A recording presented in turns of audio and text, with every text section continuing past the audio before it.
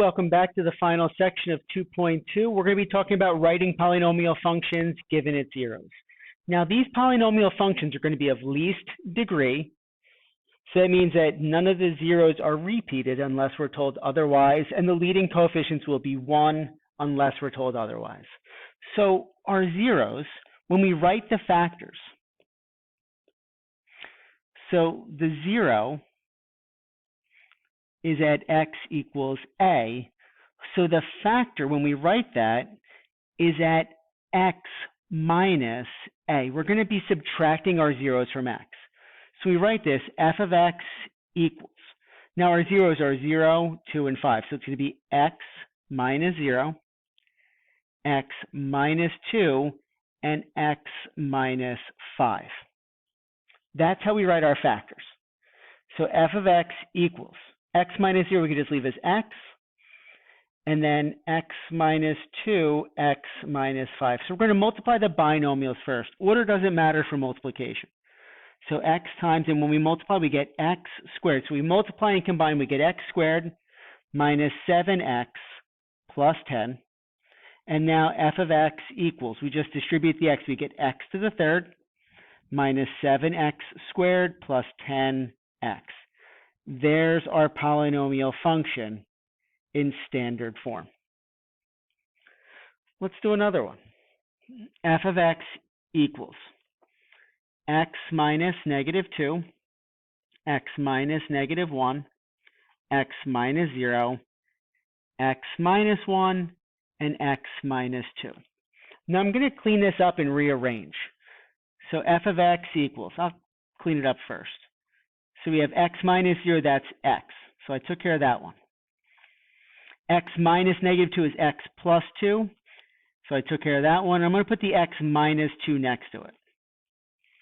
And then it's going to be x plus 1. Took care of that one. And then x minus 1. So I cleaned them up and I rearranged. Now I did that for a reason. I don't want to multiply by my x yet. I'm going to save that to the end. Now, I can group these however I want to. I want to multiply these two first because they're conjugates. Remember, a plus b times a minus b is going to be a squared minus b squared. I can multiply those quickly. X plus 2 times x minus 2 is x squared minus 4. X plus 1 times x minus 1 is x squared minus 1. I multiplied those very quickly. So I get x, and now I'm going to multiply the binomial. So you multiply, you get x squared. I'm sorry, that's x to the fourth, minus x squared, minus 4x squared plus 4. So f of x equals. So it's x times, and now when I combine, I get x to the fourth, minus 5x squared plus 4. And you finish up by distributing the x. F of x equals x to the fifth minus 5x cubed plus 4x. There's our polynomial function with those given zeros. And let's do one last problem. So for this one, it's a little bit more complicated, a little bit more going on. So f of x equals, we have x minus 2. And now for the next ones, it's x minus the quantity of. So I'm going to use my grouping symbols, 4 plus the square root of 5.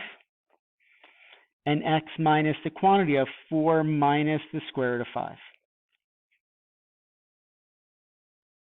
So f of x equals, I'm going to clean them up a little bit. X minus 2, x minus 4 minus the square root of 5 when I distribute the negative. X minus 4 plus the square root of 5. Distribute the negative again. So I'm not going to do anything with my f of x equals x minus 2 yet. I'm not going to do anything with the x minus 2. I'm going to multiply the ugly ones first. Now, there's a couple different ways you could do it. You could either multiply the two trinomials, which is totally fine, or there's another way to do it. I can group these together. I'm going to group the x minus 4s together, and we use those as like my a term. And the square root of 5s, I'm going to consider that my b. So what I have there is I have a minus b times a plus b. They're conjugates. We're going to get a squared minus b squared. So if my a is x minus 4, I'm going to square the x minus 4. I'm going to do x minus 4 squared. And when I do that, I get x squared minus 8x plus 16. That's that a squared.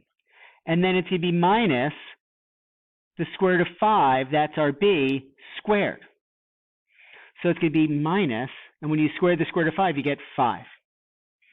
So f of x equals x minus 2, x squared minus 8x plus 11. Now that two ugly trinomials multiplied together just became a fairly straightforward trinomial.